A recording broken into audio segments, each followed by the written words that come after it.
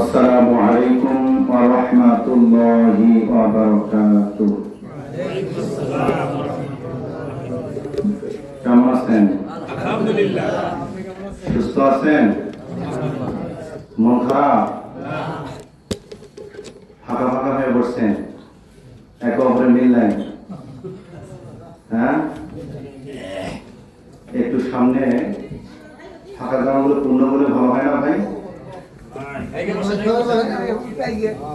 আমরা যদিও সংখ্যায় একেবারে কম, আমরা চেপে চেপে বসে অন্যদেরকে বুঝিয়ে দেব সংখ্যায় কম হলেও কিন্তু আমাদের শক্তি তার আছে, ঠিক না? ইনশাআল্লাহ। আসলে তাম পৃথিবীতে অমুসলিমের সংখ্যাটা বেশি, অমুসলিমের সংখ্যা বেশি আর মুসলিমের সংখ্যা কম। অতএব মুসলমানের সংখ্যা বেশি, ইমানদারের সংখ্যা একেবারে কম। বুঝতে পারছেন তো? কোথায় অমুসলিম, কোথায় মুসলিম, কোথায় মুসলিম, কোথায় ইমানদার, ঠিক না? ইনশাআল্লাহ আমি আপনাদের কল্যাণের জন্য কিছু কথা উপস্থাপনা করব। আপনারা ধৈর্য সহকারে আমাকে কিছু সময় দিবেন ইনশাআল্লাহ। আলহামদুলিল্লাহ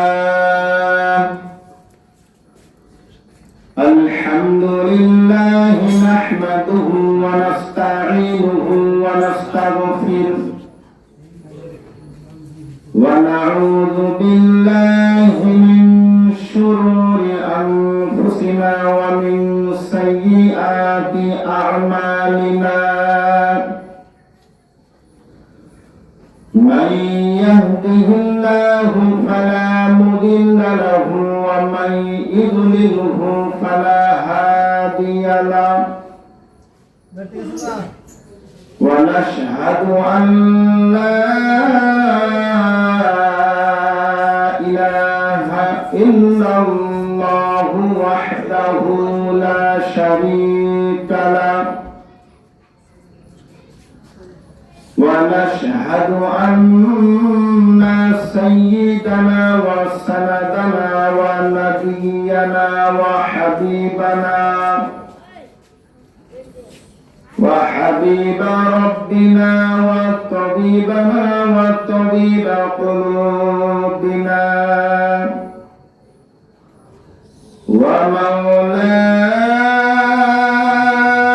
ومولانا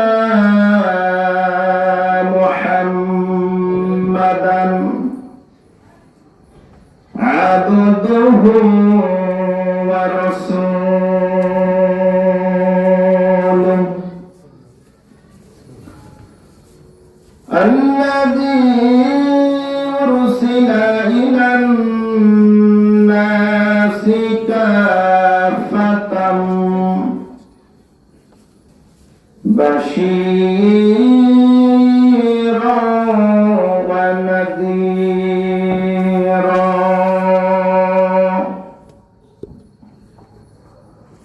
وداعيا إلى الله بإذنه وسراجا منيرا.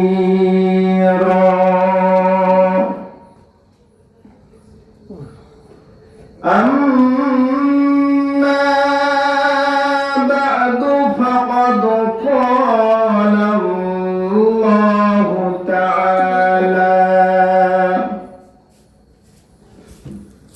في كلامه المجيد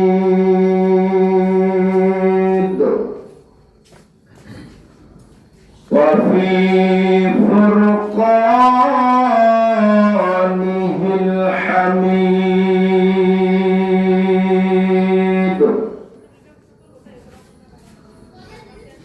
أعوذ بالله من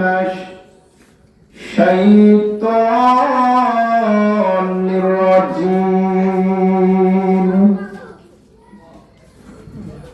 بسم الله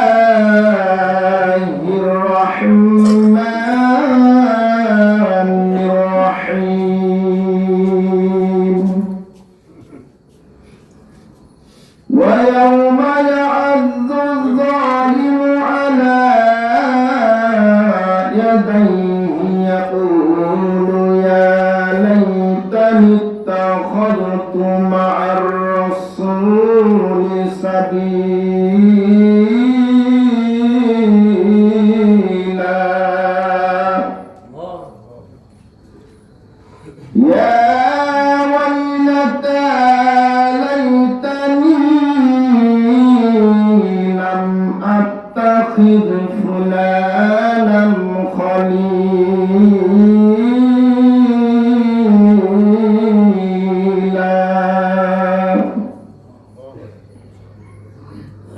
وقال تعالى في شأن رسول الله إن الله وملائكته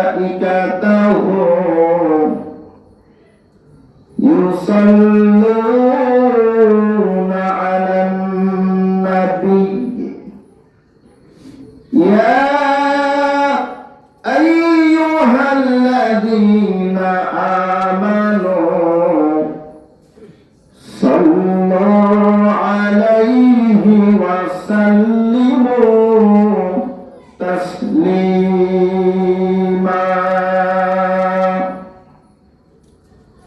শুকরিয়া আমরা নামাজের ভেতর যে দরুদ পাঠ করি উত্তম দরুদ দরুদ ইব্রাহিম اللهم صل على محمد وعلى آل محمد كما صليت على إبراهيم وعلى آل إبراهيم إنك حميد مجيد اللهم بارك على محمد وعلى آل محمد كما باركت على إبراهيم وعلى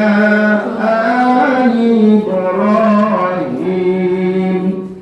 إنك حميد مجيد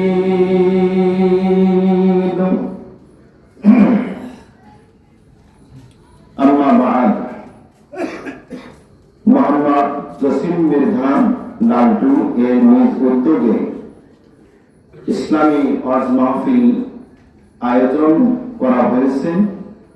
উক্ত ওয়াজ মাহফিলের সম্মানিত মুহতারাম মুআজ্জাজ সভাপতি মাওলানা আব্দুল আইয়ুব খান ইমাম পরাইখালী উত্তর পশ্চিম পাড়া জামে মসজিদ দেওয়ার টাঙ্গাইল আল্লাহ তাআলা তাকে কবুল মঞ্জুর করুন সকলে বলি আল্লাহুম্মা আমিন। আজকের প্রধান বক্তা আপনাদের সুপরিচিত বিশিষ্ট আলেমে দ্বীন ও ইসলামী চিন্তাবিদ শেখ আলী আজম দেওয়ান সহকারী অধ্যাপক হাবলা তিমুরেপাড়া ফাজিল ডিগ্রি মাদ্রাসা আল্লাহ তাআলা তাকে কবুল করুন সকলে বলে আল্লাহুম্মা আমিন। সন্ধ্যা থেকে এ পর্যন্ত বিশিষ্ট আলেমে দ্বীন কোরআন ও হাদিস থেকে তাফসীর পেশ করেছেন। আল্লাহ তাআলা তাদের কণ্ঠে তাদের জবানে আল্লাহ বরকত দান করুন সকলে বলে আল্লাহুম্মা আমিন। আমার সামনে উপবিষ্ট এই গ্রামের শ্রদ্ধাভাজন মুরব্বিয়া বয়স সমসাময়িক বন্ধুবর স্নেহের কচি ও কাচারা পর্দার ভেতর দিনদার ইমানদার পরহেজগার মুত্তাকিন আবেদা সালেহা মা ও বোনেরা, প্রশংসা সবই কেবল মহান রবের জন্য, যিনি আমাদেরকে ইশার নামাজ পড়ে এই মাহফিলে বসার শোনার তৌফিক দান করেছেন। সেই মহান রবের দরবারে সবটুকু শক্তি সবটুকু ভক্তি আল্লাহ দেওয়া জবান খুলে বলুন আলহামদুলিল্লাহ। দরুদ ও সালাম নবী মুহাম্মদ রাসূলুল্লাহ সাল্লাল্লাহু আলাইহি ওয়াসাল্লামের প্রতি। সকলে বলি আল্লাহুম্মা সাল্লি আলাইহি সকলে বলি আল্লাহুম্মা আমিন। আজকের মাহফিল যিনি আয়োজন করেছেন তার একটা উদ্দেশ্য আছে না? উদ্দেশ্য ছাড়া মাহফিলটা করেছেন? মানুষকে এমনি এমনি মাহফিল করে, একটা উদ্দেশ্য নিয়ে করে। আপনাকে আমাকে সৃষ্টি করেছেন কে? জবান খুলে জোর হলো না। কয়েকদিন পরে স্লোগান আসবে, তোমার ভাই আমার ভাই, বল্টু ভাই বল্টু ভাই, বল্টু ভাইয়ের চরিত্র, নামাজ পড়ে না একাত্ম। কথা বলেন ঠিক কিনা? সময় সামনে আসতেছে, কার পুত্র পাওয়া প্রকাশ করবে বলেন তো? এই স্লোগানে কোনো নেকি হবে? নেকি হবে? আল্লাহর নামে স্লোগান দিলে কি গুনাহ হবে? আল্লাহর নামে জবান খুললে কি গুনাহ হবে? জবান খুলতে হবে কার জন্য? আল্লাহর জন্য। আজকের মাহফিল থেকে আমরা শিক্ষা নিব এবং বর্জন করব ইনশাআল্লাহ। কারণ মাহফিলটা তখনই সফল হবে, সার্থক হবে যখন আমি আপনি আমলের নিয়তে বলবো এবং শুনবো, ঠিক কিনা? এই মঞ্চটা হচ্ছে হাসার মঞ্চ, কাদার মঞ্চ। এই মঞ্চে মানুষ কাদানো যায়, মানুষকে হাসানো যায়। মূল কথা হলো কয়জনকে সঠিক বুঝ দেওয়া যায়। সঠিক বুঝটা এই মঞ্চে কেউ দিতে পারে না। যার যত কুদানি আছে এই মঞ্চে কুদে যায়। যখন দিয়ে কুদানি শুরু করে মনে হয় যে এর মতন বিখ্যাত বক্তার বাংলাদেশে আর নাই, সব থেকে বড় বক্তা যে কুদানি রে মামা, ঠিক কিনা? আসলে সেখানে তো আমরা কিছু পেয়েছি, আমরা কিছু পাই নাই। তো উদ্দেশ্য থাকবে জাতিকে পরিবর্তন করা। উদ্দেশ্যটা কি? জাতিকে পরিবর্তন করা। এই মাহফিলের যার উদ্দেশ্য তার কোনো না কোনো একটা নিয়ত আছে। আপনার আমার উদ্দেশ্য থাকবে জাতিকে পরিবর্তন করা। আল্লাহ আপনাকে আমাকে সৃষ্টি করেছেন একটা উদ্দেশ্য নিয়ে সৃষ্টি করেছেন, ঠিক কিনা? আল্লাহ তাআলা বলেন সূরাতুল মুমিনুন 115 নম্বর আয়াত। কত নম্বর আয়াত? 115 নম্বর আয়াত। বিসমিল্লাহির রহমানির রহিম।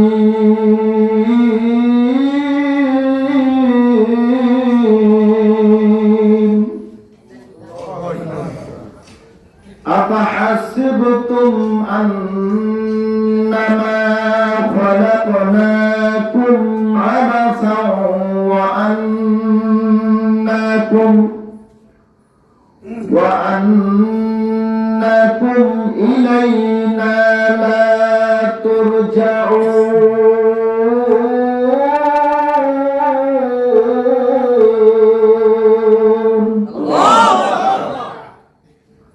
আল্লাহ তাআলা বলেন তোমরা কি ধারণা করেছো আমি তোমাদেরকে অনর্থক কারণে সৃষ্টি করেছি? কিছু বুঝতেছেন? আমার ভাষা বুঝতেছেন? কারণ ভাষা বোঝানো বড় কঠিন হয়ে যায়, ঠিক না? তো আল্লাহ তাআলা আমাদেরকে অনর্থক কারণে সৃষ্টি করেন নাই, এর পেছনে একটা উদ্দেশ্য আছে। মানুষ ধারণা করেছে যে আমি সারাদিন বিড়ি খাবো, সময় পার করে দেব, সারাদিন হারাম তালাশ করব, সময় পার করে দেব।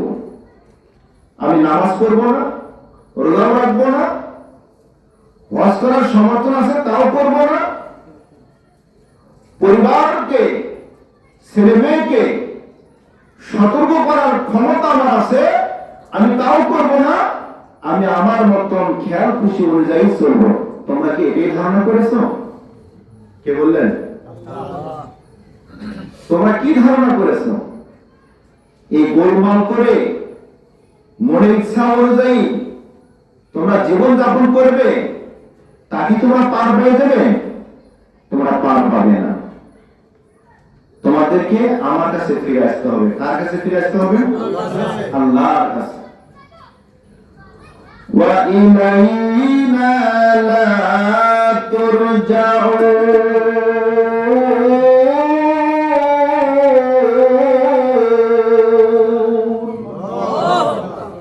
তোমাদেরকে আমার কাছে ফিরে আসতে হবে। তোমরা যতই বাহানা করো না কেন, তোমরা যতই তাকাব্বুরি করো না কেন, যতই তোমরা পাপের সঙ্গে জড়িয়ে থাকো না কেন, তোমাদেরকে আমার কাছেই আসতে হবে। মুক্তি হবে না তোমাদের। যেতে হবে কার কাছে? আল্লাহর কাছে।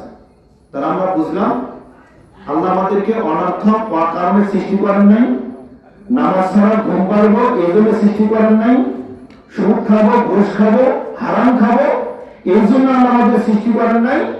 আল্লাহ আমাদেরকে সৃষ্টি করেছে, তার উদ্দেশ্য হচ্ছে وَمَا خَلَقْتُ الْجِنَّ وَالْإِنسَ إِلَّا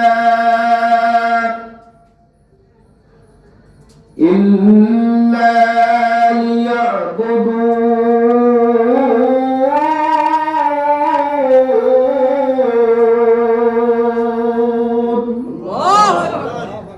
আল্লাহর উদ্দেশ্য হচ্ছে আমি জিন এবং মানুষকে সৃষ্টি করেছি ইল্লা লিয়াবুদুন, শুধুমাত্র আমার গোলামি করার জন্য। কার গোলামি? আল্লাহর গোলামি করার জন্য। এই পৃথিবীতে আল্লাহ ছাড়া আর কারো গোলামি করা যাবে না, কোন মানুষের গোলামি করা যাবে না, কোন পীরের গোলামি করা যাবে না। একমাত্র গোলামি করতে হলে কার করতে হবে? আল্লাহ তাআলা। পীরেরা আপনার কাছ থেকে নিবে, দিলে খুশি, না দিলে মনটা বেজা। ঠিক না ভাই? আপনি যত দিবেন তত খুশি, দিবেন না মনটা খারাপ, সম্পর্কে থাকবে না। আল্লাহ কি আপনার আমার থেকে চান? তিনি চান না। তিনি আমাদের শুধু দেন, ঠিক কিনা? আমাদের দেন, যে আমাদের কাছে নেন না। আল্লাহ দিলেই খুশি হয়, ঠিক না? দিলে খুশি। এখন আমরা ইবাদত করব কতদিন? আমরা জানলাম যে আল্লাহ আমাদেরকে এমনি সৃষ্টি করেন নাই, অনর্থক অকারণে সৃষ্টি করেন নাই, পিছনে উদ্দেশ্য আছে। উদ্দেশ্য হলো আল্লাহর গোলামি করার জন্য। দুইটা জিনিস আমরা জানলাম। তাহলে গোলামি আমরা কতদিন করব? এক সপ্তাহ করব? এক মাস? এক বছর? আচ্ছা দেখি আল্লাহ তাআলা কি বলেন। সূরাতুল হিজর আয়াত নম্বর 99, 99 নম্বর আয়াত, একদম শেষের আয়াত। ওয়া'বুদ রাব্বাকা হাত্তা ইয়াতিয়াকাল ইয়াকিন।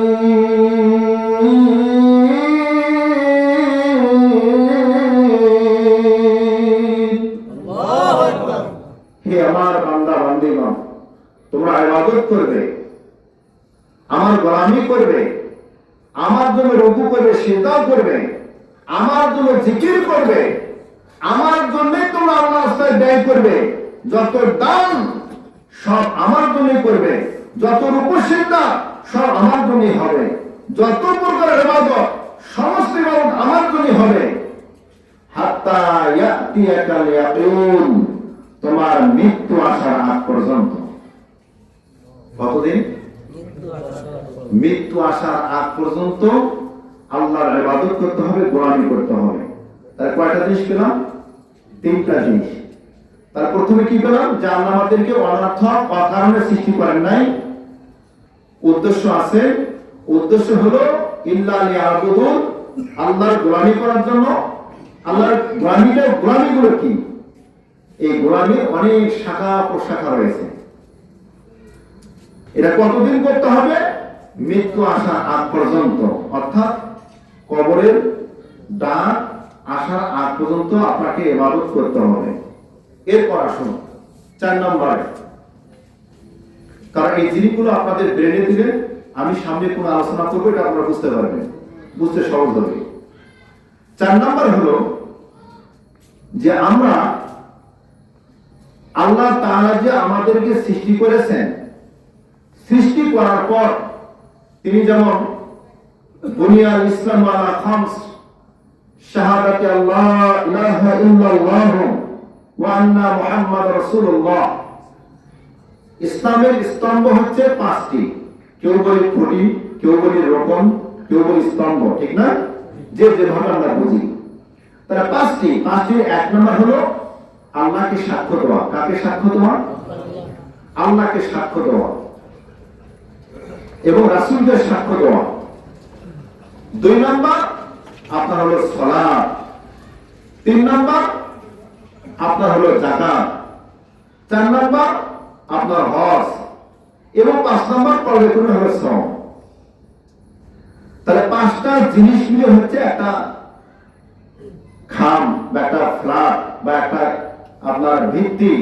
5টা জিনিস নিয়ে একটা মানুষ যখন এর ভিতরে প্রবেশ করবে তখন সে একটা পূর্ণাঙ্গ একটা মানুষ হয়ে যাবে, ঠিক না? এর পুরো একটা যখন বাদ দেবেন তখন সে আর মানুষ থাকবে না। তখন তার সম্পর্কটা হবে বাইনাল আব্দি ওয়া বাইনাল কুফর, বান্দার এবং কুফরের মধ্যে পার্থক্য হবে যখন সে ইচ্ছা করে নামাজ ছেড়ে দিল। নামাজ যখন ছেড়ে দিল তখন বান্দা এবং কুফরের মধ্যে কি হলো? এক হয়ে গেল না? তাহলে যখন আপনি নামাজ পড়বেন তখন আপনার ভিতরে কুফরি থাকলো না। যখন আপনি নামাজ কায়েম করলেন না তখন আপনার ভিতরে কুফরি চলে আসলো। আর যখন আপনি কুফরি করলেন আপনার কোনো ঈমান থাকবে না। ঈমান থাকবে? ঈমান থাকবে না, তার কুফরি করা যাবে না। আমরা মুসলিম।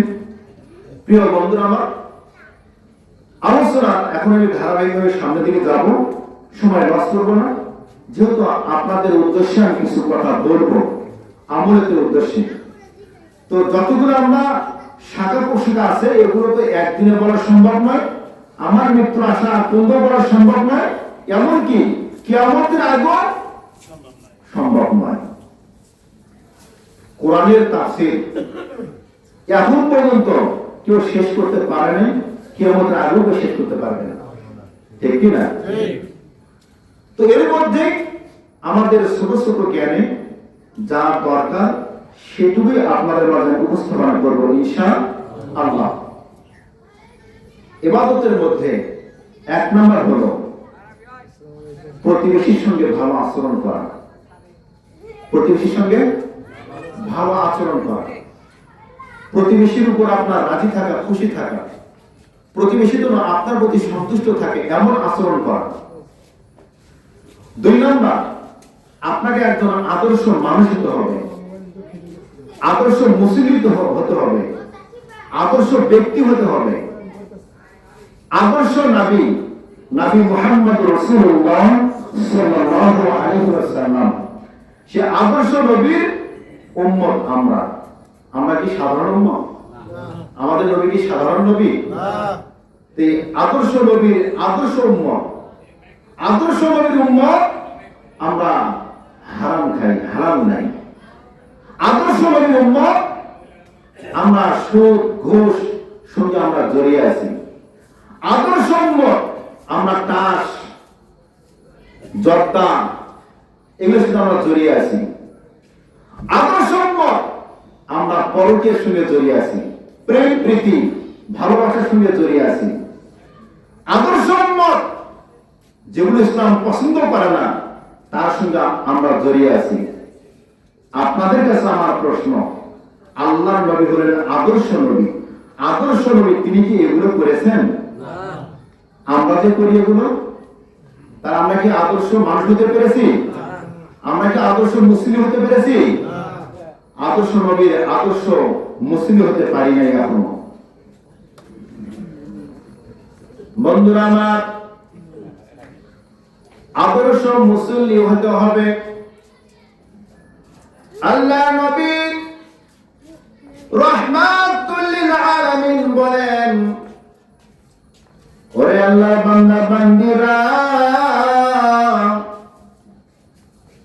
যদি তোমরা প্রকৃতভাবে আল্লাহর বান্দা বান্দী হতে পারো, প্রকৃতভাবে আল্লাহর বান্দা বান্দী হতে পারো, তাহলে তোমাদের 1 নাম্বার কাজ হবে প্রতিবেশীর সঙ্গে ভালো আচরণ করা। কি কাজ? প্রতিবেশীর সঙ্গে ভালো আচরণ করা। একজন ইহুদি, তিনি হলেন প্রতিবেশী, নবীজির প্রতিবেশী। তিনি আসলেন নবীজির কাছে, ইয়া রাসূলুল্লাহ, আমি অভাবী, আমার বাড়িতে খাবারের কোনো ব্যবস্থা নাই, চুলায় রান্না হয় না। আল্লাহ নবী বললেন, তোমার যে পোশাক বেশভূষ তাতে তো মনে হয় না তুমি অভাবী। এই কথা যখন বললেন, ইহুদি তখন বাড়িতে চলে গেলেন। আল্লাহ নবী আবু বকর রাদিয়াল্লাহু তাআলা আনহুকে পাঠালেন। আবু বকর, আমি তাকে এভাবে বললাম, সে আমার সঙ্গে কথা না বলে সে বাড়িতে চলে গেল, তুমি যাও তো দেখো তার অবস্থাটা কি, প্রসঙ্গকে খেয়াল করবে। আবু বকর পিছে পিছে চলে আসলেন। ইহুদি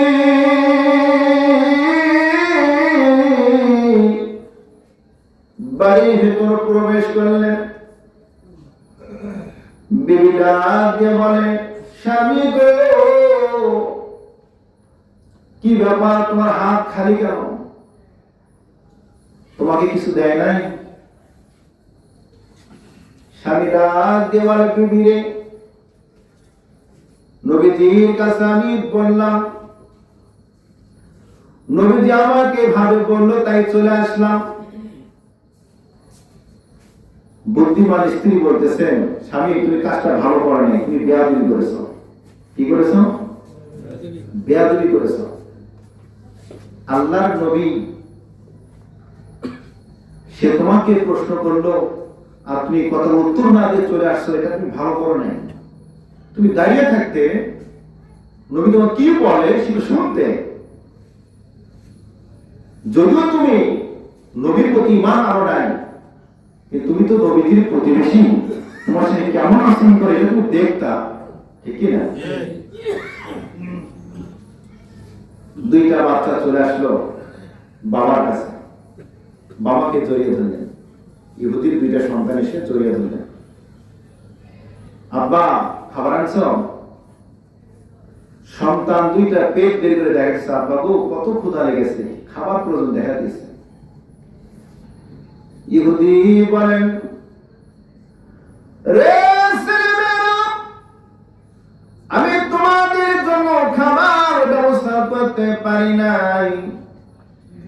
আমি খাবারের জন্য প্রত্যেকটা বাড়ি বাড়ি তালাশ করেছি, কেউ খাবার দেয় নাই।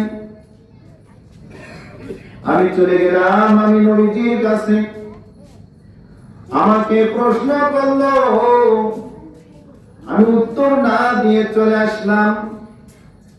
তোমাদের জন্য খাবার কোনো ব্যবস্থা করতে পারি নাই। ছেলে মেয়ে দুইটা চোখের পানি মুছতে মুছতে ঘরের ভেতর প্রবেশ করলেন। ইহুদির দুইটা সন্তান প্রবেশ করে এরকম রশি পেটে পেঁচতেছে। পেট কেন পেঁচতেছেন? তাতে পেটটা চাপ লাগে, ক্ষুধাটা যেন না লাগে। আবু বকর দরজা আঘাত করতেছেন। কে? আমি আবু বকর। দরজা খুলুন। দরজা খুললেন। ওই দুইটা সন্তান দরজা খোলার সাউন্ড পেয়ে ওরা দৌড়িয়ে আসলেন। এসে দেখেন যে মেহমান আবু বকর রাদিয়াল্লাহু তাআলা আনহু। দৌড়ে এসে আবু বকরের পা দুটো জড়িয়ে ধরলেন। আবু বকর এত নরম দিলের মানুষ ছিলেন, মাথার দিলটা এত নরম যেটা বলার মতন না।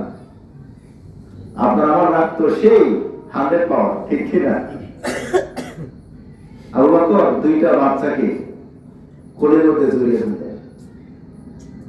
দুইটা বাচ্চা কান্না করে আর বলে, রে পথি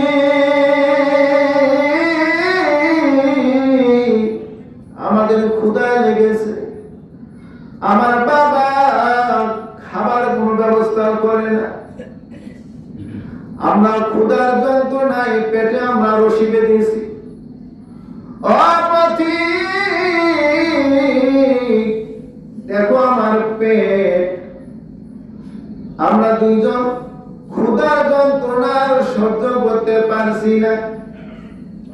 আমার বাবা প্রত্যেকটা বাড়ি বাড়ি গেছেন খাবারের জন্য, কেউ খাবার দেয় নাই, সবাই ফিরে দিয়েছে।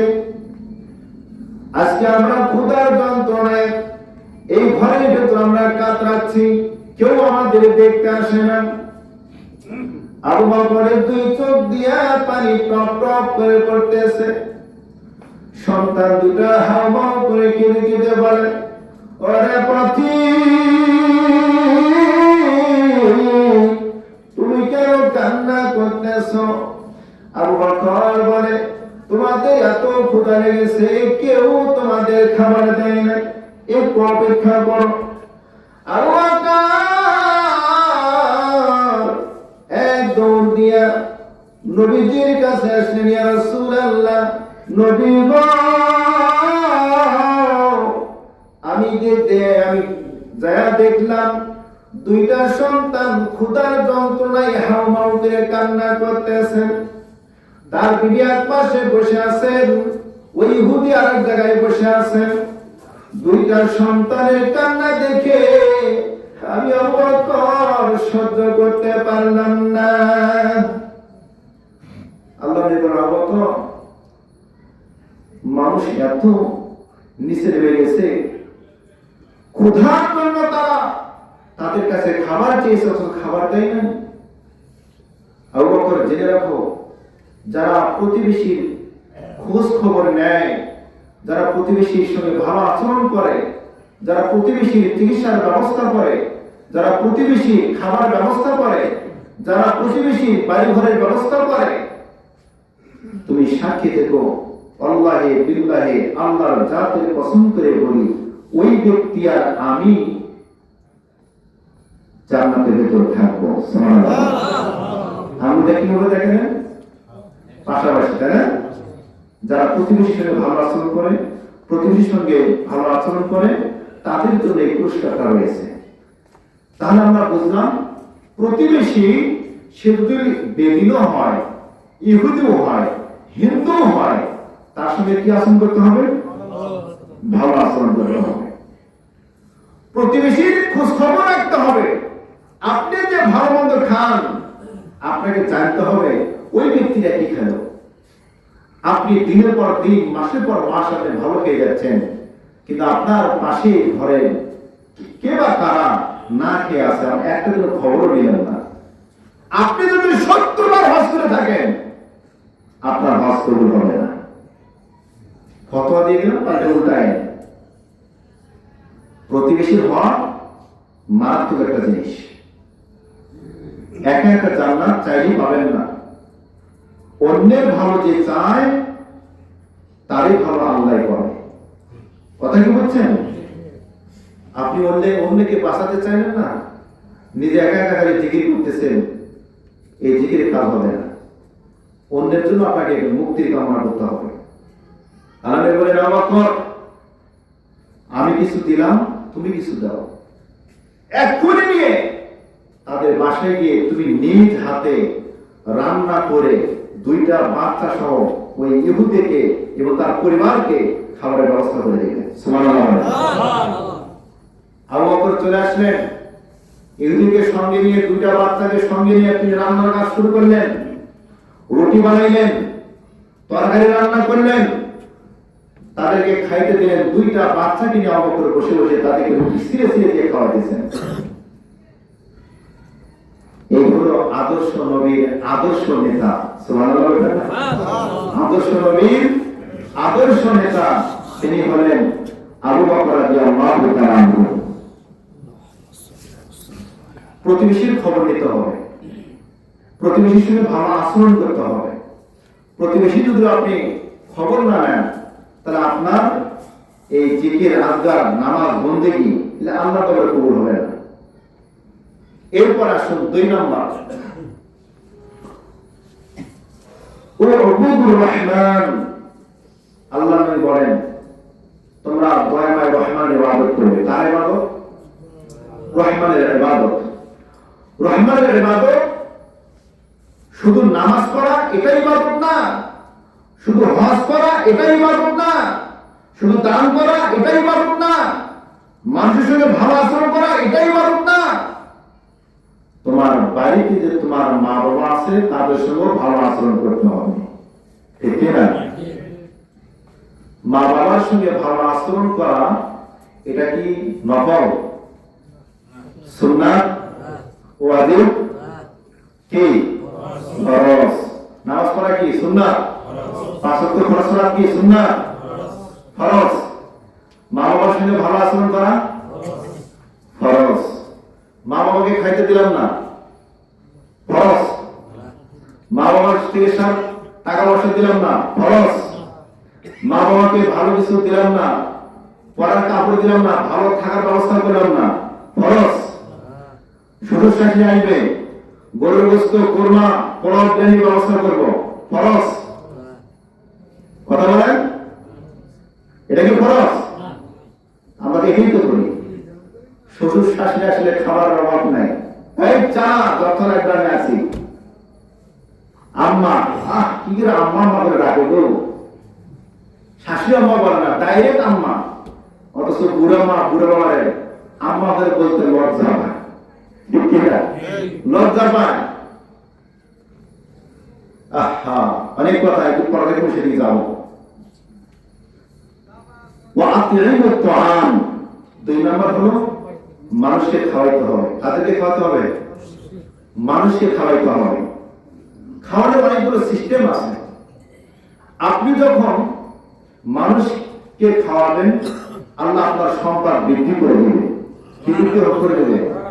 সম্পদ বৃদ্ধি করে দিবে। একদম সহি বিশুদ্ধ একটা হাদিস থেকে আপনাদেরকে একটা উদাহরণ দেব। আল্লাহর নবীর কাছে 5 জন ব্যক্তি আসলেন। কয়জন ব্যক্তি? 5 জন ব্যক্তি।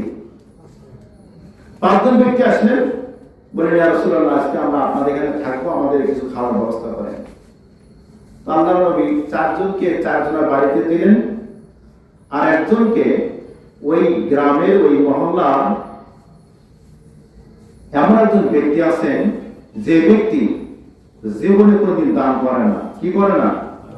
দান করে না, প্রতিকে ভিক্ষাও দেয় না, আত্মীয় স্বজনকে আসবে তাকেও খাওয়ায় না। উনি কি কাজ করেন?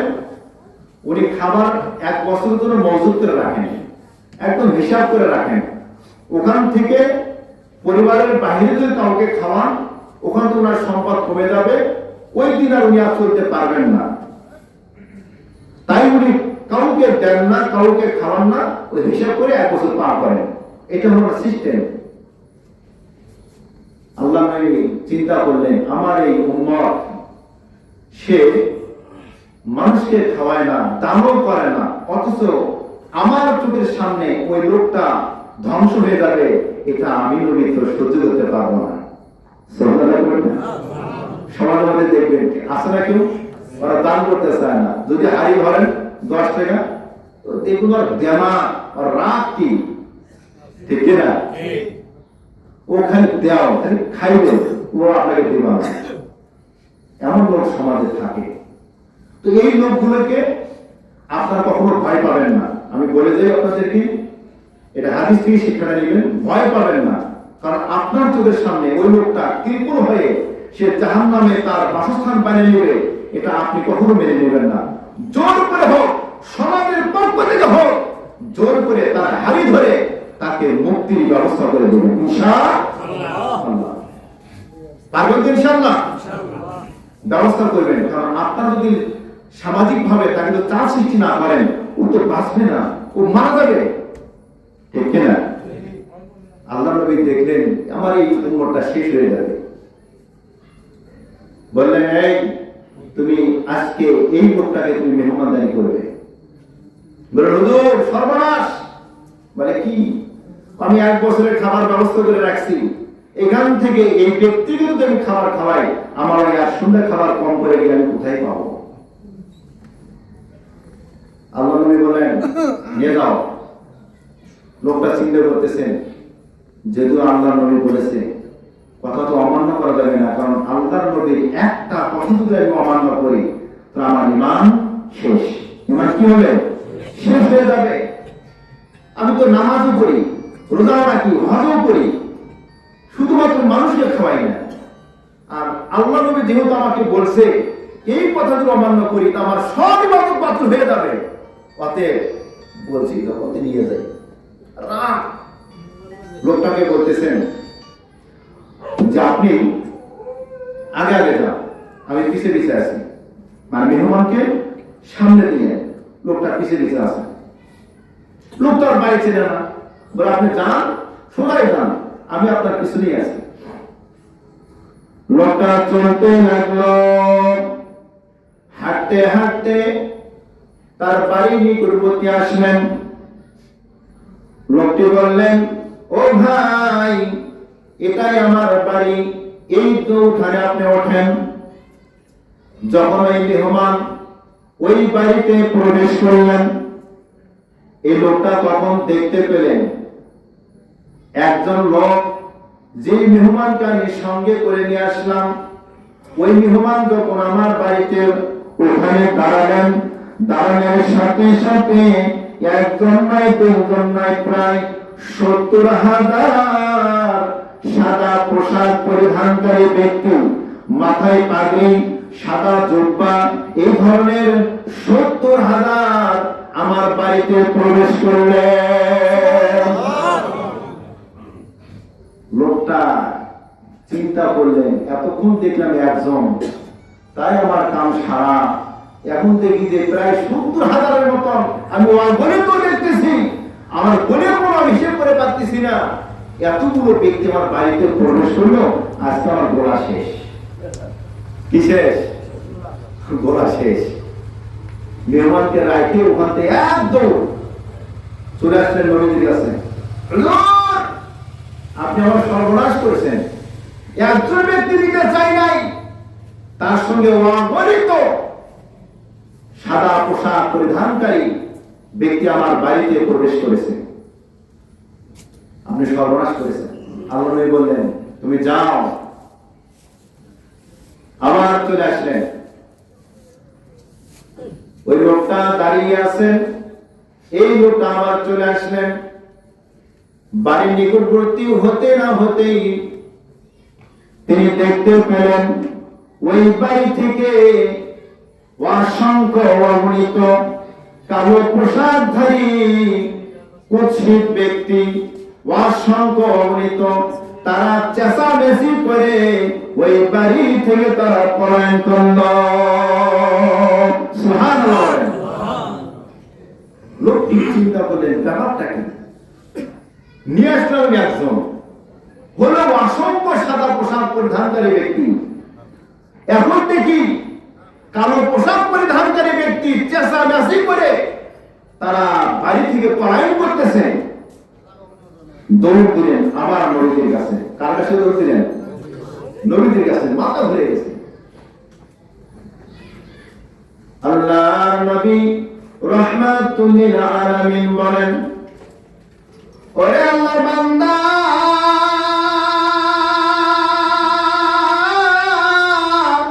বলো বলো, আবার তুমি কেন আসছো? লোকটি বলেন, ইয়া রাসূলুল্লাহ, নবী গো, আপনি আমার সঙ্গে একজন ব্যক্তিকে দিলেন, ওই ব্যক্তির সঙ্গে অসংখ্য অগণিত সাদা পোশাক পরিধানকারী ব্যক্তি আমার বাড়িতে প্রবেশ করলেন। তারপরে আপনার কাছে আসলাম, আবার আমি বাড়িতে আসলাম, এসে দেখি আমার বাড়ি থেকে অসংখ্য অগণিত কালো পোশাক পরিধানকারী কুৎসিত ব্যক্তি, দেখতে অসুন্দর, তারা আমার বাড়ি থেকে চেঁচামেচি করে তারা পলায়ন করলো। নবী গো, এই ব্যাপারগুলো কি কি ঘটনা আমার সঙ্গে ঘটে যাচ্ছে, আপনি যদি বলেন আমি শুনব। আল্লাহ নবী বলেন, হে আল্লাহর বান্দা, তুমি তো আল্লাহর রাস্তায় দান করতে চাও না, আজকে যে ঘটনা ঘটে গেছে তোমার সাথে তার বর্ণনা তুমি শোনো। 1 নাম্বার, যখন ওই ব্যক্তি তোমার বাড়িতে প্রবেশ করলো, ওই ব্যক্তির সঙ্গে অসংখ্য অগণিত আল্লাহর রহমতের ফেরেশতা তোমার বাড়িতে প্রবেশ করেছে। আল্লাহ রহমতের ফেরেশতা ওই মেহমানের সঙ্গে তার বাড়িতে প্রবেশ করছে। হুজুর বুঝলাম, রহমতের ফেরেশতা প্রবেশ করলো। পরবর্তী দেখতে পেলাম আমার বাড়ি থেকে এই যে অসংখ্য অগণিত কালো পোশাক পরিধানকারী কুৎসিত চেহারা, তারা চেঁচামেচি করে আমার বাড়ি থেকে তারা পলায়ন করলো। এটার কারণটা কি? আল্লাহর নবী রাহমাতুল লিল আলামিন বলেন, ওরে আল্লাহর বান্দারে, এই রহমতের ফেরেশতাগুলো যখন তোমার বাড়িতে প্রবেশ করেছে, ওই যে কালো পোশাক পরিধানকারী ওই বলেছিল তোমার বাড়িতে শয়তানের আনাখানা, ওই শয়তান তারা বসবাস করতেছিল। এই রহমতের ফেরেশতাগুলো তাদেরকে পিটাইয়া পিটাইয়া বাড়ি থেকে পলায়ন করেছে। এই রহমতের ফেরেশতা প্রবেশ করার কারণে এরা ওদিকে পিটাইয়া তোমার বাড়ি থেকে বিতাড়িত করেছে, যার কারণে তোমার বাড়িতে ছিল শুধু অভাব আর অভাব। 1 বছরের ফসল তুমি মজুত করে রেখেছো, অথচ তোমার সেই ফসল মানে কোনো বরকত ছিল না। আজকে তোমার বাড়িতে অসংখ্য অগণিত রহমতের ফেরেশতা প্রবেশ করেছে। তোমার আজকে থেকে তোমার বাড়িতে শুধু রহমতই হবে। আগে তোমার ধান হয়েছে 1 মণ, এখন তোমার বিদায় হয়ে যায় কয় মণ? কমপক্ষ 25 মণ।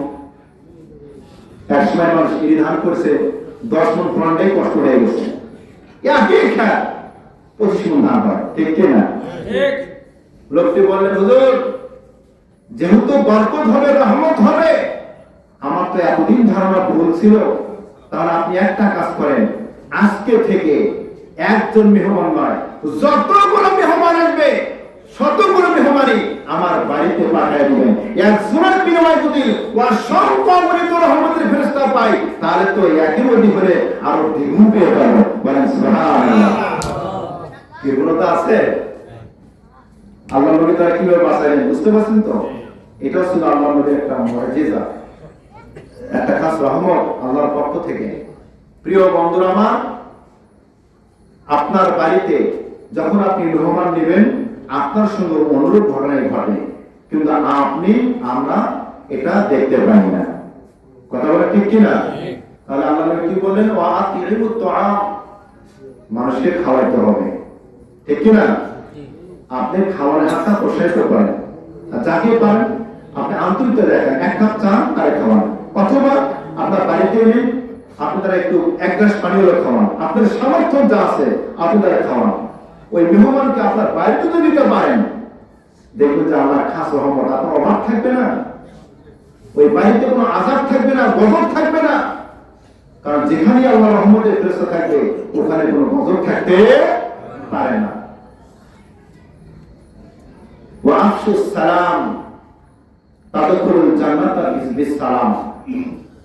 3 নাম্বার হলো, আমরা চেনা অচেনা যাকে দেখবো, যাকে পাবো, তাকে আমরা সালাম দেব। কি দেব? আমরা সালাম দেব। কথা বলার আগেই সালাম দেব। আসসালামু ক্বাবলাল কালাম, কথা বলার পূর্বেই কি হবে? সালাম। সালাম হচ্ছে বিশ্বের শ্রেষ্ঠ উত্তম দোয়া, বিশ্বের শ্রেষ্ঠ উত্তম দোয়া। এই দোয়ার মতন দোয়া আর নাই। এক মুমিন, এক মুসলিম অপর মুসলিমের সাথে সাক্ষাৎ হলেই তাকে সালাম দেবেন, আসসালামু আলাইকুম ওয়া রাহমাতুল্লাহি ওয়া বারাকাতুহু। আবার বলবেন না, সালাম আলাইকুম হাজী সাহেব, কেমন আছেন, কেমন আছেন? সালাম কি হয়েছে? সালাম আলাইকুম। এমন সালাম সমাজে আছে না নাই? না, আপনি তো জানেন না, আপনাদের দোয়া করছে। তো হাজী সাহেব আপনার মৃত্যু হোক, কি বলেছে? আপনি গজবে পড়েন, আপনি ধ্বংস হন। কি অপরাধ করেছেন আপনি? ওই ব্যক্তি আপনাকে সালাম আলাইকুম দিয়ে আপনার জন্য বদদোয়া করে গেল। আপনি খুশি হয়ে বললেন এই যে আমার নেতা সালাম দিছে, ওয়ালাইকুম আসসালাম, ওয়ালাইকুম আসসালাম। মানে নেতাও কন্যা, শ্রোতাও কন্যা, শ্রোতাও সালাম করে দিচ্ছে ওয়ালাইকুম আসসালাম। আমার সালাম উত্তর আছে না নাই? সালাম কিভাবে দিতে হয় সেটাও শিখলো না, সালাম কিভাবে নিতে হয় এটাও শিখলো না, দিতেও শিখলো না, নিতেও শিখলো না। বয়স তো আমার অনেক হয়ে গেছে, দাঁত গুলো ঘটঘট করে লড়তেছে, ঠিক কিনা ভাই? কষ্ট পাচ্ছেন? প্রথমে বলেছি যে যা কিছু বলবো আমলের নিয়তে শুনবো, আমল করার চেষ্টা করবো ইনশাআল্লাহ। ওয়া আফসুস সালামা তাদখুলুল জান্নাতা বিসালাম। চেনা অচেনা লোককে যেখানে পাবেন তাকে সালাম দেবেন। তাদখুলুল জান্নাতা বিসালাম, হাসতে হাসতে স্বাচ্ছন্দ্যে আল্লাহর জান্নাতে প্রবেশ করবেন। সুবহানাল্লাহ। তাহলে কয়টি কাজ? উবুদুর রহমান, দয়াময় রহমানের ইবাদত। ওয়া তুইমুত তুআম, মানুষকে খাওয়ানো। ওয়া আফসুস সালাম, চেনা অচেনা লোককে সালাম দেওয়া। তিনটা কাজ যে ব্যক্তি সম্পূর্ণ করলো ওই ব্যক্তি হাসতে হাসতে আল্লাহর জান্নাতে প্রবেশ করবে। আজকে বলেন সুবহানাল্লাহ। তিনটা কাজ করবেন তো ইনশাআল্লাহ করবেন। আল্লাহর নবী তিনি বসে আছেন, সাহাবীদের নিয়ে বসে আছেন। তো কিছু সাহাবীদের মধ্যে একজন সাহাবী তিনি চুপ করে চাদর মুড়িয়ে দিয়ে বসে আছেন। তো আল্লাহর নবী তার দিকে তাকালেন, কি ব্যাপার এতগুলো লোকের মধ্যে এইভাবে বসে আছে। আবার ওর চাদরের মধ্যে দুইটা পাখির বাচ্চা আর একটা পাখির বাচ্চার সঙ্গে একজন মা বুড়ানি, তো ওই মাথা বের করে। তো আল্লাহ নবী দেখতে পেলেন, জিজ্ঞাসা করলেন কি ব্যাপার তোমার কাছে কি? লোকটি বললেন ইয়া রাসূলুল্লাহ, আমার কাছে দুইটা পাখির ছানা রয়েছে, তার সঙ্গে তার মাও রয়েছে। তুমি এগুলো নিয়ে আসছো কেন? কারণ আল্লাহর নবী অহেতুক কোন পাখিকে কষ্ট দেওয়া এটা উনি পছন্দ করতেন না। পশু প্রাণীকে তিনি ভালোবাসতেন, মহব্বত করতেন, এটা ছিল আল্লাহর নবীর একটা আদর্শ। পশুদেরকে ভালোবাসতেন, মহব্বত করতেন। বিড়ালকে মহব্বত করবেন, ভালোবাসবেন। আবু হুরায়রা রাদিয়াল্লাহু তাআলা আনহু, তার নাম ছিল আব্দুর রহমান। বিড়ালের সঙ্গে সুসম্পর্ক ছিল, মহব্বত ছিল, ভালোবাসা ছিল। তাই আব্দুর রহমানের নাম দিলেন আবু হুরায়রা, মানে বিড়ালের পিতা। সুবহানাল্লাহ বলুন না? ভালোবাসার কারণে। কিন্তু পশু যা পাখি যে আছে পাখির থেকে ভিন্ন। পাখি দেখলে আপনি বলতেন এগুলো তোমার ছেড়ে দাও, এগুলো হয়তো কষ্ট দিও না। আল্লাহর নবী বললেন তুমি পাখি কোথায় থেকে নিয়ে আসছো? যুবক ডাক দিয়ে বলে ইয়া রাসূলুল্লাহ, আমি পাহাড়ের পাদদেশে যে ঘুরতেছিলাম, এই দুইটা পাখির ছানা ভাষার মধ্য থেকে মাথাটা বের করতে লাগলো। আমি দুইটা পাখির চেহারা আমি দেখতে পেলাম, মাথা বের করে আবার ঢোকায়, আবার বের করে আবার ঢোকায়। আমার লোভ হলো ওই পাখি দুটাকে আমি পোষ মানাবো, তাই আমি পাখি দুটাকে নেওয়ার জন্য আমি হাত বাড়িয়ে দিলাম। দুইটা পাখি যখন দুই হাত দিয়ে যখন ধরলাম, ওই পাখির বাচ্চা দুইটা কিসমিস করে কিসমিস শব্দ করতেছে। এমন সময় দুইটা পাখির বাচ্চা কিসমিস শব্দ শুনে তার মা বড় পাখি উড়ান দিয়ে চলে আসলো। ওই পাখি এসে আমাকে লক্ষ্য করে ভাষায় বলতে লাগলেন, ওরে পথে আমার ছানা দুটা তুই নিয়ে যাস না, আমাকে তুই সন্তান হারা করিস না। ওরে পথিকে রে, আমি মা সন্তান দুটোকে আমি ভালোবাসি, মহব্বত করি। ওই সন্তান দুইটা যদি তুমি নিয়ে যাও, আমি মা যে আর থাকতে পারবো না, আমি মার ঘরে থাকতে পারবো না, আমার যে বড় কষ্ট হবে, আমি ঘুমাইতে পারবো না। দুইটা বাচ্চাকে আমি যত্ন সহকারে নিয়ে আমি মা আমি রাত যাপন করি প্রতিদিনে, আমার বাচ্চা দুইটা তুমি নিয়ে যাইও না। ওরে পথি,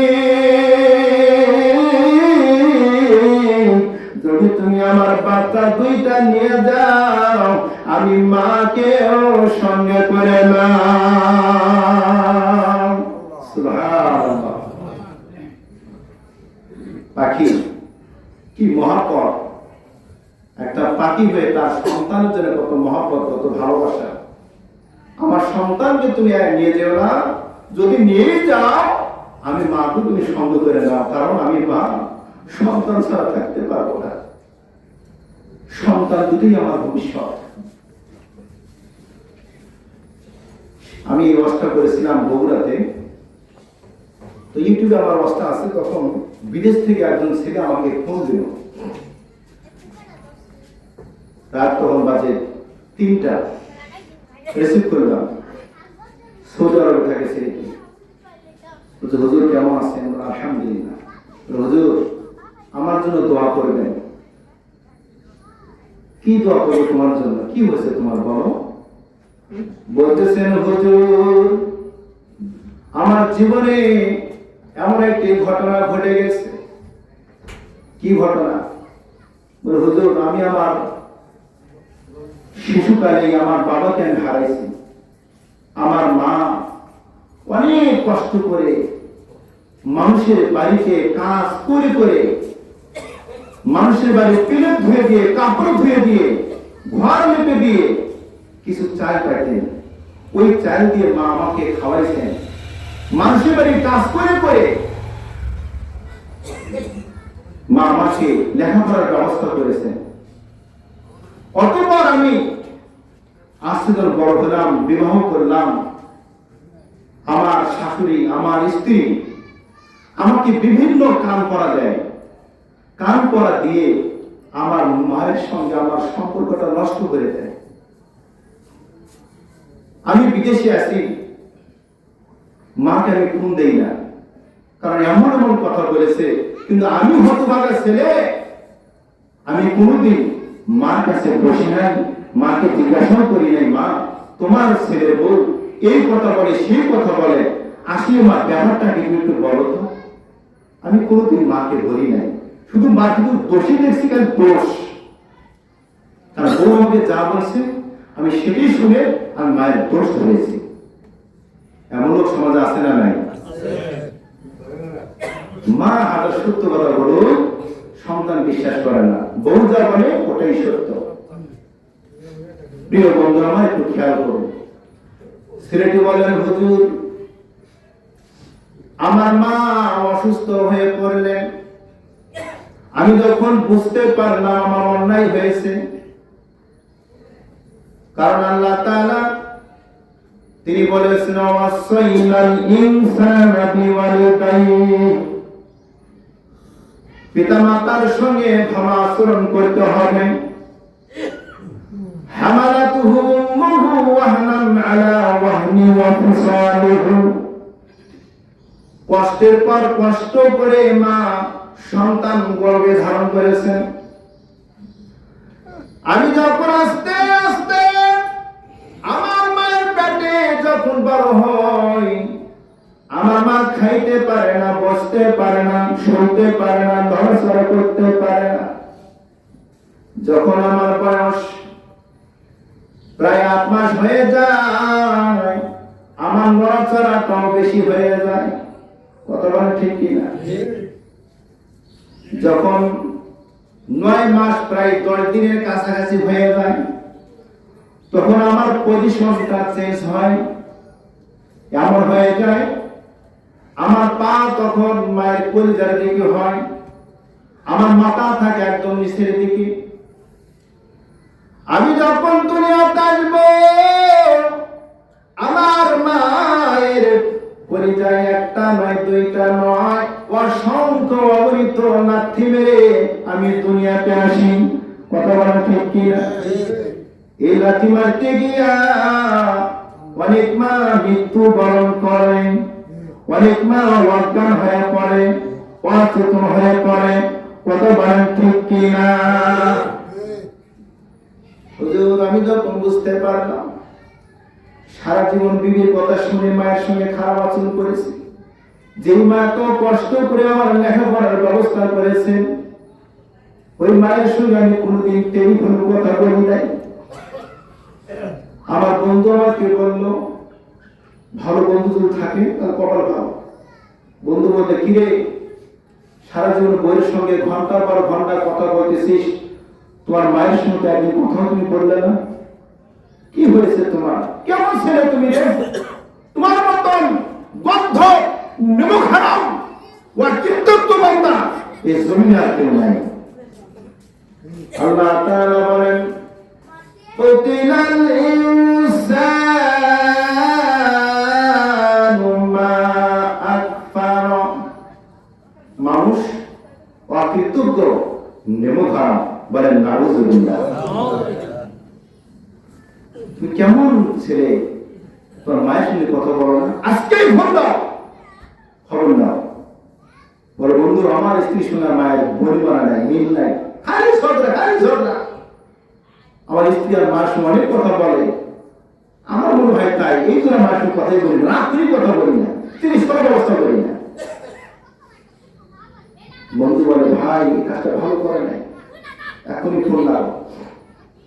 ছেলেটি ফোন না গেলেন, সরলতা ত্যাগ করে মাকে ডাকবেন, মা কেমন আছো? মা বলতেছে, কি আব্দুর রহমান? হ্যাঁ মা, আমি আব্দুর রহমান। বাবা তুমি কি ভালো আছো? আলহামদুলিল্লাহ। বলে, নিজের কোনো কথা বললেন না। তুমি কি ভালো আছো, সুস্থ আছো?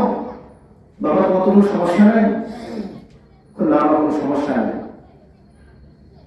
বলে, মা তোমার শারীরিক অবস্থা কেমন? মা বলতেছে, ছেলে আলহামদুলিল্লাহ, আল্লাহ আমাকে যে অবস্থায় রাখছেন অনেক ভালো আছি। তো বাবা তোমার শরীরের যত্ন নিও, যদি মন চায় আমার যদি দোয়া করিও। ছেলে তার মনে মনে ভাবতেছে যে মায়ের কথাটা তো অন্যরকম।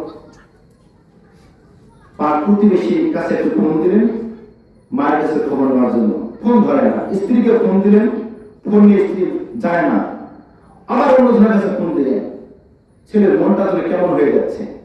চলে আসলেন, এসে দেখেন যে তার মা তো অসুস্থ। খবর দিলেন, তোমার মা তো অসুস্থ। তাই বলে, হ্যাঁ। তখন মাকে বলতেছে, মা তুমি চিন্তা করো না, তোমার সাথে যা করেছি অন্যায় করেছি, আমি বুঝতে পারি নাই, আমি ক্ষতিগ্রস্ত। আল্লাহর নবী রাহমাতুল লিল আলামিন বলেন, ফাইন্নাল জান্নাতা ইনদা রিজলিহা। তোমার পিতা মাতার পদতলেই তোমার জান্নাত। পিতা মাতার ফাটা পা, ফাটা চিরা পা দেখতে ভালো নয়, তাদের পদতলেই আল্লাহ জান্নাত রেখেছেন। সুবহানাল্লাহ। নামাজ রোজা হওয়ার জায়গা যাই কিছু করেন না কেন, জান্নাত বরাদ্দ হয়েছে আপনার, কিন্তু ওইখান থেকে জান্নাত নিয়ে আসতে হবে আপনাকে। কোথায় থেকে? মা বাবার পদতল থেকে। ফাইনাল জান্নাত ইনদা রিজলিহা, ওখান থেকে জান্নাত সংগ্রহ করতে হবে।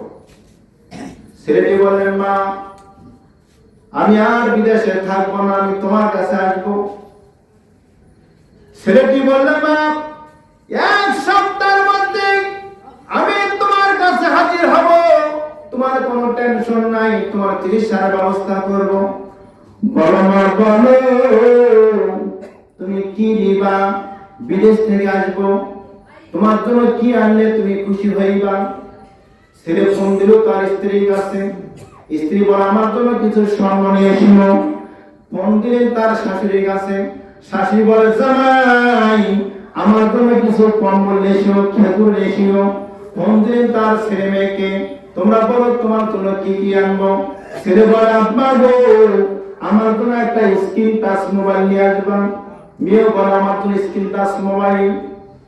ফোন লাগালেন আমার মায়ের কাছে, মা বলো না বলো তোমার জন্য আমি কি নিয়ে আসবো, অনেকদিন পর আমি বিদেশ থেকে আমি আসতেছি।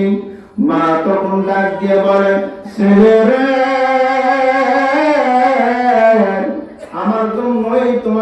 কোনো কিছু আনতে হবে না, তুমি সন্তান শুধু ভালো মতে সহি সালামতে আমার কাছে আসিও।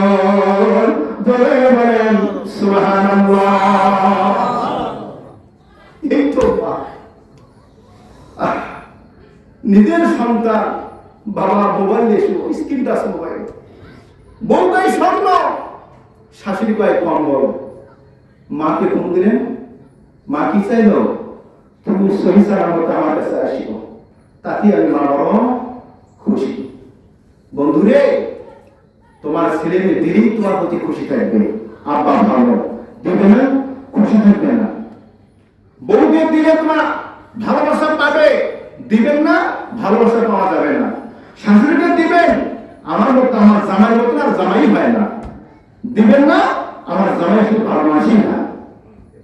কথা বলেন ঠিক কি না? কিন্তু আপনার মা বাবা কোনোদিন আপনাকে বলবে না যে আমার তো এটা আনো, ওটা আনো, এটা আনো, সেটা আনো, কোনোদিন বলবে না। কারণ মা বাবা তো লোক নাই। ছেলেটা চোখের পানি দিয়ে বুক ভাসিয়ে বলতেছে, হুজুর। অতঃপর আমি রওনা দিলাম। ছেলেটি রওনা দিলেন, বিমানবন্দর আসলেন, বাংলাদেশে চলে আসলেন। আত্মীয় স্বজন, স্ত্রী, ছেলে মেয়ে সবাই চলে আসছে বিমানবন্দরে। হাই স্পিডে সবাই চলে আসছে। আপনাদের এখানে যায় কিনা? যায়, যায়, আলহামদুলিল্লাহ। ছেলেটা দেখতেছেন, শাশুড়ি আছে, আমার দুই ছেলে মেয়ে আসছে, বউ আসছে, শালা সেও আসছে, চাচতো ভাই সেও আসছে, চাচি তিনিও আসছেন। কিন্তু আমার মাকে তো দেখা যাচ্ছে না, মাকে দেখা যাচ্ছে না। ছেলেটি ডাক দিয়ে বলে, চাচি, সবাইকে আমি দেখতেছি, আমার মা কোথায়? মাকে কেন নিয়ে আসো নাই? মা তো গতকাল ইন্তিকাল ফরমাইছেন। ইন্না লিল্লাহি ওয়া ইন্না ইলাইহি রাজিউন। চাচি সন্তানকে বলতেছে, ভাতিজা, তোমার মা শারীরিকভাবে অসুস্থ, তাই আসতে পারে নাই। ছেলেটা ডাক দিয়ে বলে, চাচি গো, আমার মনটা যেন কেমন জানি কষ্ট পাচ্ছে। আমার মা কি হয়েছে? ও চাচতো ভাই, তুমি বলো, আমার মায়ের কি খবর? চাচতো ভাই কথা বলে না, চোখের কোটা দিয়ে পানি টপ টপ করে পড়ে। চাচতো ভাইয়ের গলা ধরে কান্দে, বড় ভাই বলো, আমার মায়ের কি হয়েছে, কি অবস্থা? চাচতো ভাই ডাক দিয়ে বলে, ভাই রে, চাচির শরীরটা ভালো না, অসুস্থ, তাই আসতে পারে না। চলো গাড়িতে উঠো, বাড়িতে যাই। বাড়িতে আসলেন। রাস্তা থেকে প্রায় আধা কিলো হেঁটে হেঁটে যেতে হয়, বাড়ি পর্যন্ত আধা কিলো হেঁটে যেতে হয়। সবাই আগে আগে যাচ্ছে। ছেলেটি হাঁটতে হাঁটতে সামনে যাচ্ছে, পা দুর্বল হয়ে যাচ্ছে। হাঁটতে হাঁটতে ছেলেটি ওষুধ দিয়ে পড়ে যায়। স্বাস্থ্য ভাই ওষুধের দিকে তাকায়, ভাই কি হয়েছে তোমার? ছেলেটি ডাক দিয়ে বলে, ভাই রে, আমার পা বাড়ির দিকে আর যাচ্ছে না, দুর্বল হয়ে যাচ্ছে। আমার পা দুর্বল হয়ে যাচ্ছে, সত্যি পাচ্ছি না, কষ্ট হচ্ছে। এমন কেন আমার হচ্ছে? কি হয়েছে আমার শরীরে? কেন আমি বল শক্তি পাইতেছি না? চাচু ভাই ডাক দিয়ে বলে, ভাই রে, অনেক দূর থেকে তুমি আসছো, ক্লান্ত রাখতেছে, তাই এমনটি। ছেলেটি চলে আসলেন। আসার পর বাড়িতে দেখেন অনেক লোকজন বাড়িতে রয়েছেন। চাচু ভাই ডাক দিয়ে বলে, ও ভাই, এত লোকজন কেন এখানে? আবার ফ্রিজের একটা গাড়ি কেন দেখা যায়? ফ্রিজ গাড়িটা তো আমার বাড়িতে। তখন চাচা ভাই ডাক দিয়ে বলে, ভাই গো, ওইটা অন্য কোন গাড়ি নয়, ওই গাড়ি হলো তোমার মায়ের। ছেলেটি চলে আসলেন গাড়ির নিকটে, বললেন, দরজাটা খোলো দেখি কি হয়েছে আমার মায়ের, এই গাড়ির ভেতর কেন আমার মা শুয়ে আছে। এবার ঘরের গাড়ি দরজাটা খুলে দেওয়া হলো, মা নাকের ভেতরে তুলে দেওয়া, কানের ভেতর তুলে দেওয়া। ছেলেটি বলে, মা আমি সন্তান তোমার কাছে আসছি, মা তুমি কথা বলো, তুমি ওঠো মা, তোমার সে আব্দুর রহমান তোমার কাছে আসছে। মা রে, 10 বছর বিদেশ করলাম, তোমার সঙ্গে যোগাযোগ করি নাই, আমি ভুল বুঝতে পেরে তোমার কাছে আসছি মা। দেখো মা, দেখো তোমার জন্য আমি কত কি নিয়ে আসছি মা, কথা বলো, কথা বলো, মার কথা বলো না। মাকে বুকের মধ্যে জড়িয়ে ধরে সন্তান কান্দে,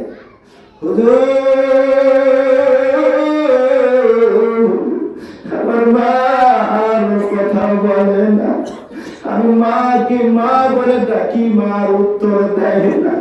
হুজুর গো, আমার মতন হতভাগা সন্তান আর যে দুনিয়াতে নাই। ইয়া হুজুর, আপনি আমাকে এমন একটা উপদেশ দিন, আমি আমার মায়ের সঙ্গে কোনোদিন ভালো আচরণ করি নাই, এখন আমার কাজ কি, কোন কাজ করলে আমার মায়ের হক আদায় হবে বলে দেন। মা দুনিয়াতে চলে গেছে, এখন যত ভালো কাজ করো, মায়ের যে কলিজাটা ঠান্ডা হতো ওটা কি হইবে মা ঠান্ডা?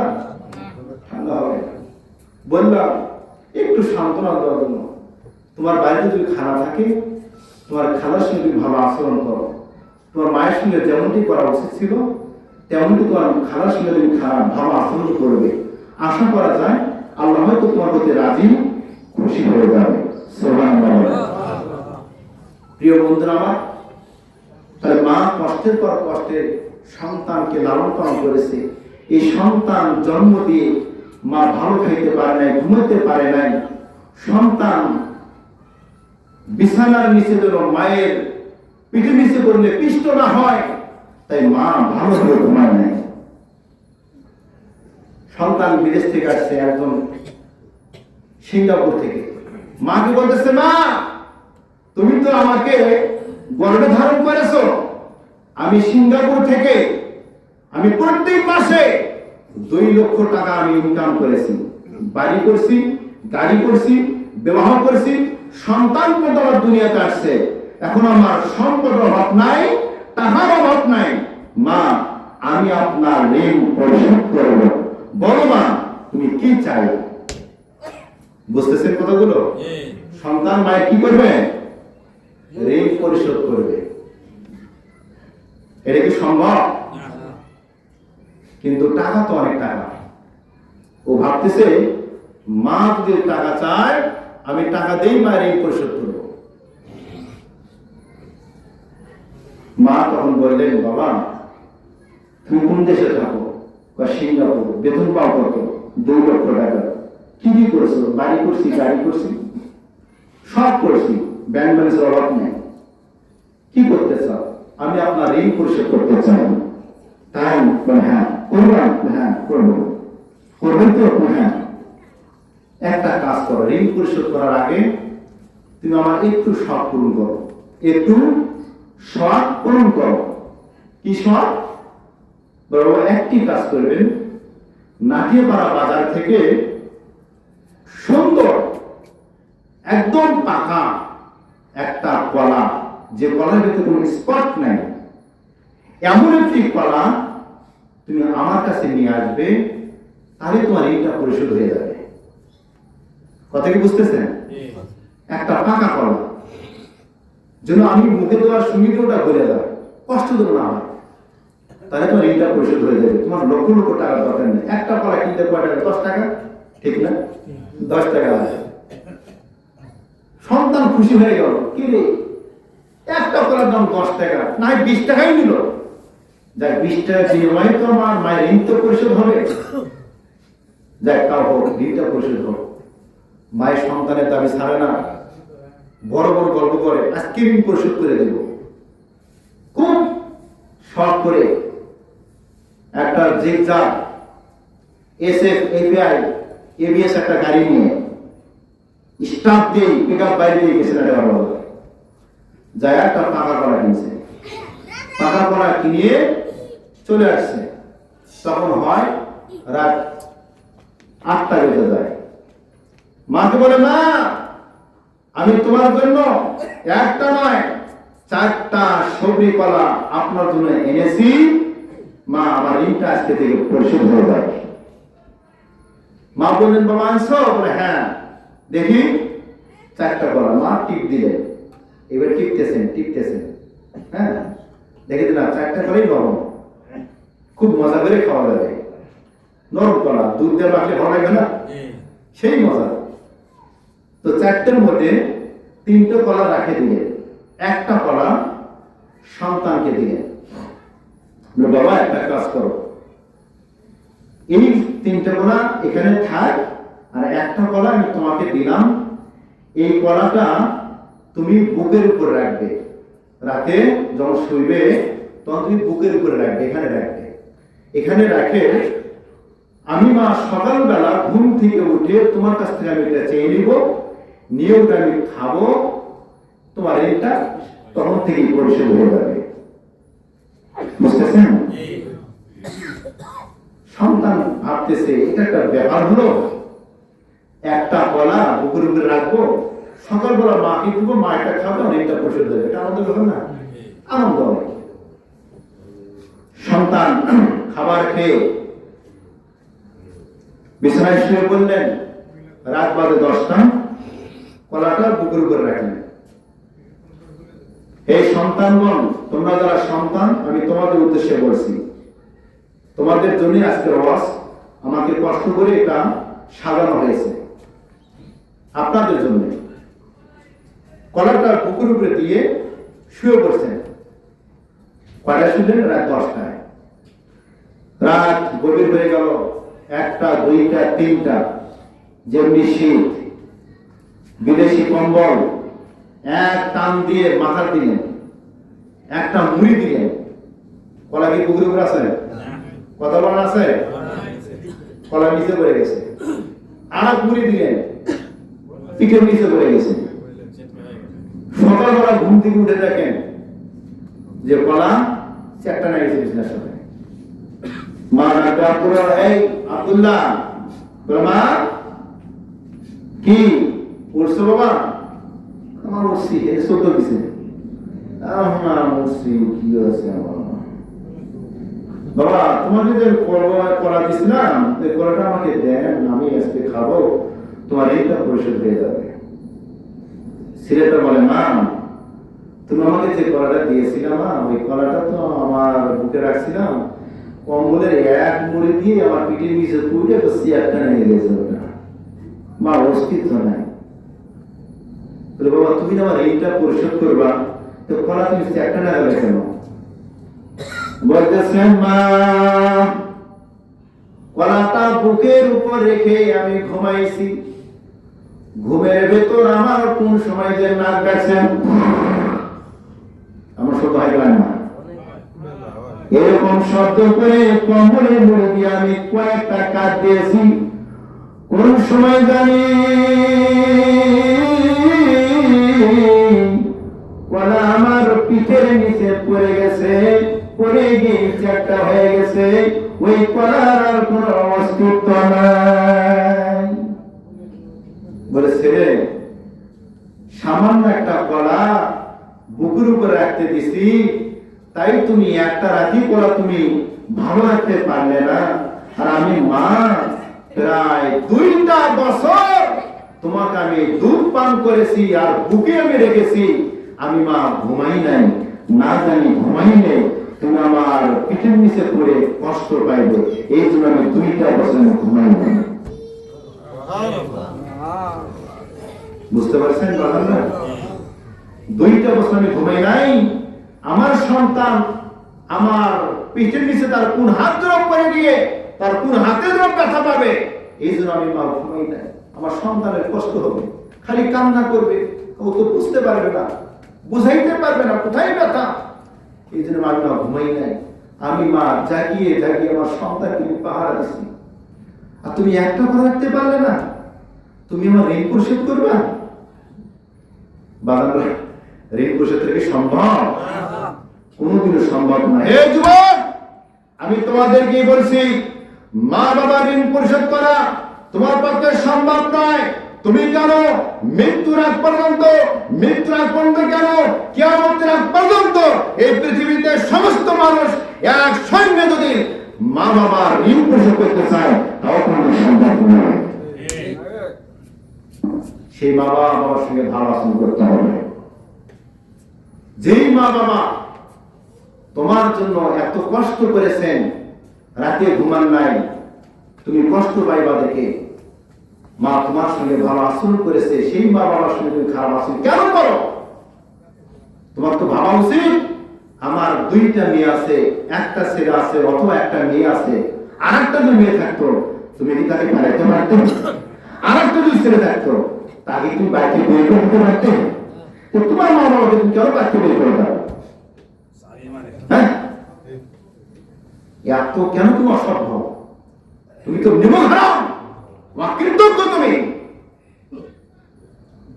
আমি 2023 সালে ইন্ডিয়াতে সফর করি। চিকিৎসাধীন ছিলাম।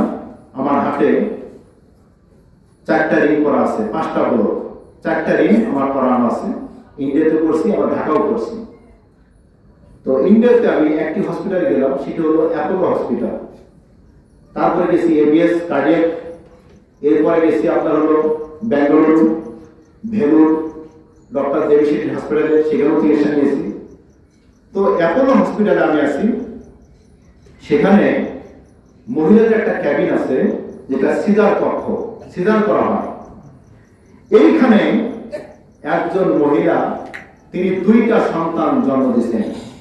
সন্তান, ওই মহিলাও মুসলিম, 2টা সন্তান জন্ম দিয়েছেন। এই 2টা সন্তান পৃথিবীতে আসছেন। আসার পর মা 2টা সন্তানকে অনেক আদর যত্ন সহকারে তারা স্তনপান করাইতেছেন। কিছুক্ষণ পরে মা তার 2টা সন্তানকে হসপিটালের বেডে 2টা হাত দিয়ে গলার ভেতর ধরে 2টা সন্তানকে হত্যা করে দিলেন। কি করলেন? হত্যা করলেন। পাশে যে লোকজন আছে তারা চেঁচামেচি করলো, চিল্লাচিল্লি করলেন, লোকজন ধরে গেল। পর্যায় করবে ইন্ডিয়াতে এত সূক্ষ্ম, মানে সেখানে প্রশাসন মানে দৌড়ে থাকে। আমাদের দেশে প্রশাসন কিন্তু ঘুরি নিয়ে ধরতে পারে না। আমি দেখেছি ওদের সিস্টেমগুলো অন্যরকম, তারা দায়িত্বশীল। মুহূর্তের মধ্যে অ্যাপোলো হসপিটালে ওই ক্যাবিনে প্রশাসনদের ভরপুর হয়ে গেল। সাংবাদিক চলে আসলো, আমি পাশের রুমে তো চলে আসলাম। আসার পরে সেখানে মহিলাকে হাত বাঁধা হচ্ছে। বলা হচ্ছে, তোমার 2টা সন্তান তুমি গর্ভধারণ করেছো, ইচ্ছা করলে তুমি আগে শেষ করতে পারতে। জন্ম দেওয়ার পরে স্তনপান করিয়ে যত্ন সহকারে তাকে এমন করে হত্যা করলে, এত কারণটা কি? এত রাগ কেন তোমার? মা ডাক দিয়ে বলতেছেন, ওরে পুলিশ ভাই, আমার 2টা সন্তানকে কেন আমি হত্যা করেছি তোমরা জানতে চাচ্ছ? পুলিশ বলেন, বলো বলো, কেন তোমার 2টা সন্তানকে তুমি হত্যা করেছ? এবার মহিলা বলে, পুলিশ রে, আমার 2টা সন্তানকে হত্যা করার কারণ হলো আমার পাশের বাড়িতে আমি দেখতে পেয়েছি, ওই বাড়িতে মা বাবা 2 জন রয়েছেন আর 2টা সন্তান রয়েছেন। ওই দুইটা সন্তান মা বাবার কাছে আসে, বাবাকে বলে 500 টাকা দাও, আমি গাঁজা খাবো। মা বাবাকে বলে আমাকে 1000 টাকা দাও, ইয়াবা ট্যাবলেট খাবো। এমন লোক আছে না নাই? ইয়াবাখোর আছে না নাই? গাঁজাখোর আছে না নাই? এই সন্তানগুলো সবথেকে অকৃতজ্ঞ। এই সন্তান হাত পা সব ঠিক আছে, 17 বছর 18 বছর 20 22 24 বছর হয়ে গেছে, কিন্তু মা বাবার কাছে ভিক্ষুকের মতন হাত পাতায়, তাও আবার গাঁজা খাওয়ার জন্য, ইয়াবা খাওয়ার জন্য, ট্যাবলেট খাওয়ার জন্য। লজ্জা করা উচিত। নেবু হারাম সন্তান তুমি, তোমার লজ্জা করে না? তোমার মা বাবার কাছে তুমি হাত পাতাও, টাকা চাও, ইয়াবা খাওয়ার জন্য, ট্যাবলেট খাওয়ার জন্য, গাঁজা খাওয়ার জন্য। এর থেকে তোমার মরে যাওয়া হলো। তোমার কথা বলেন ঠিক কিনা? মহিলা বলতেছে, আমি দেখতে পেলাম ওই সন্তান দুইটা মা বাবার কাছে এসে ইয়াবা খাওয়ার জন্য, গাঁজা খাওয়ার জন্য টাকা চায়, টাকা দেয় না। ওই সন্তান মা বাবার শরীরে হাত তোলে। কেমন সন্তান সমাজ আছে না নাই? পুলিশে আমি যখন দেখতে পেলাম ওই মা বাবার সঙ্গে দুইটা সন্তান খারাপ আচরণ করে, ভালো আচরণ করে না, কষ্টের পর কষ্ট দেয়, তাই আমি বুঝতে পারলাম আমার দুইটা সন্তান পৃথিবীতে আসছে। ওই সন্তান দুইটাও যদি ওই গাঁজাখোরের মতন, ওই ইয়াবাখোরের মতন, ওই ট্যাবলেট খাওয়ার মতন যদি হয়, আমার মতন মাকেও এমনই কষ্ট দিতে পারে। তাই আমি আমার দুইটা সন্তানকে আমি পৃথিবী থেকে বিদায় করে দিলাম। ওই দুইটা অকৃতজ্ঞ সন্তানের মতন, কুলাঙ্গার সন্তানের মতন আমার সন্তান যেন না হয়, এই জন্য আমি হত্যা করে দিলাম। কথা কি বুঝতে পারছেন? আপনার আমার মা কত ভালোবাসে আমাদেরকে, কত মহব্বত করে আমাদেরকে, এমনকি করে নাই। কথা বলেন ঠিক কিনা? ওই মা বাবা ইচ্ছা করলেও আপনার ভাইয়ের যখন 1.5 মাস 2 মাস, তখনই ওরা ট্যাবলেট খেয়ে আপনাকে বের করে দিতে। কি কথা বলেন ঠিক কিনা? আপনাকে ভালোবাসে, আপনাকে মহব্বত করে। তাই আপনার মা, আপনার বাবা সন্তান জন্ম দেওয়ার পরও আপনাদেরকে হত্যা করে নাই, অনেক আদর করে, যত্ন করে, ভালোবাসা দিয়ে আপনাকে লালন পালন করেছে। সেই মা বাবার সঙ্গে ভালো আচরণ করতে হবে কি হবে না? করতে হবে। করবেন তো ইনশাআল্লাহ? ওয়াদা করেন মা বাবার সঙ্গে ভালো আচরণ করেন। আর যারা ইয়াবা খান, যারা ট্যাবলেট খান, যারা গাঁজা খান, আজকে তওবা করেন যে আজকে থেকে ভালো হয়ে গেলাম, আমি আর কোনোদিন মা বাবার সঙ্গে খারাপ আচরণ করবো না, কোনোদিন ট্যাবলেট খাবো না, কোনোদিন ইয়াবা খাবো না, গাঁজার সাথে সম্পর্ক রাখবো না। প্রিয় বন্ধু আমার, গাঁজা যারা খায়, যারা ট্যাবলেট খায়, তাদের সঙ্গে আমরা বন্ধুত্বও করবো না। কথা বলা ঠিক কিনা? কারণ গাঁজাখোর সে চাইবে না কখন যে আমি একা নষ্ট হই, আপনাকে নিয়েই নষ্ট হবে।